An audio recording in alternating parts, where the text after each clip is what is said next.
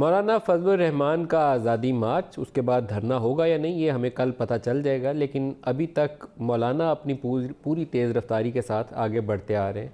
और लाहौर से इस्लामाबाद वो कैसे पहुंचेंगे और कितने लोग उनके साथ होंगे, और उसके बाद वो उनका लाहे अमल और चार्टर ऑफ डिमांड क्या होगा, हुकूमत क्या रद्द-ए-अमल देगी, बहुत सारी बातें जो हैं उनकी कामयाबी या हुकूमत की कामयाबी किसकी होगी कल, ये तो कल ही पता चलेगा। उसका इन्हिसार कल वाले दिन की आउटकम के ऊपर होगा। मौलाना बहुत अच्छे से प्रोग्राम करते हैं, अपनी कोई डिमांड सामने रखते हैं पोलिटिकल नौइयत की और हुकूमत के साथ डिस्कस करते हैं। अगर उसमें से कुछ अचीव कर पाते हैं तो उनको कामयाबी मिलेगी, अगर उनको कुछ नहीं मिलता, वो आते हैं, तकरीरें करते हैं और चले जाते हैं, तो शायद अपोजिशन जो है, जो चेयरमैन सेनेट वाली एक लास्ट अटैम्प्ट हुई थी, उसके बाद उनको अपोजिशन को काफ़ी नुकसान पहुंचा था, क्योंकि उस वक्त किसी भी अदारे की ये मर्ज़ी नहीं थी कि चेयरमैन सेनेट की तब्दीली हो। अपोजिशन की जानिब से पुश आई और पुश के पीछे मौलाना फजलुर रहमान का काफ़ी ज़ोर शामिल था, और वो नाकामी जो थी अपोजिशन को कमज़ोर कर गई। और इसी तरीके से ये मार्च वाली सूरत हाल है। पीपल्स पार्टी ने बड़ी एक्टिवली इसको सपोर्ट किया है।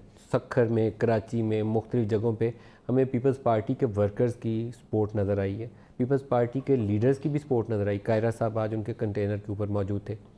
पीएमएलएन किस हद तक उनको सपोर्ट देकर यहाँ पिंडी इस्लामाबाद पहुँचाएगी, यह भी देखना बाकी है, क्योंकि उनकी टॉप टियर ऑफ लीडरशिप अभी एक्टिवली आगे नहीं है। और शायद मोस्ट लाइकली सिनारियो ये होगा, जो अभी तक की मेरी असेसमेंट है, कि बिलावल भुट्टो और शहबाज शरीफ साहब दोनों मौलाना के दाएं और बाएं हमें कल नज़र नहीं आएंगे। अभी तक की सूरत हाल यही नज़र आ रही। अगर सेकंड और थर्ड टियर ऑफ लीडरशिप जो है दोनों जमातों की नुमाइंदगी करता है मौलाना के कंटेनर के ऊपर, तो ये भी बजाते ख़ुद एक मौलाना के लिए सियासी तौर पर धचका साबित हो सकता है। लेकिन चार्टर ऑफ डिमांड्स, उसमें अभी तक क्लैरिटी आनी बाकी है। अभी वो कहते हैं वज़ीर आज़म का इस्तीफ़ा चाहिए। वज़ीर आज़म तो इस्तीफ़ा नहीं देंगे, वो किसी धरने के नतीजे में किसी वज़ीर आज़म को जाना भी नहीं चाहिए, लेकिन पॉलिटिकल डिमांड्स अपनी वो सामने रखें और हुकूमत से बातचीत करें कि ये रिफ़ॉर्म करनी है इलेक्शन एक्ट के अंदर, इलेक्शन प्रोसेस को इस तरीके से शफाफ बनाना है। ये जो केसेस थे रिजेक्टेड वोट्स के, इसको चलें टेकअप करते हैं, देखते हैं क्या हुआ था, तो शायद एक रीज़नेबल डिमांड हो और उसके ऊपर बातचीत हो सकती हो।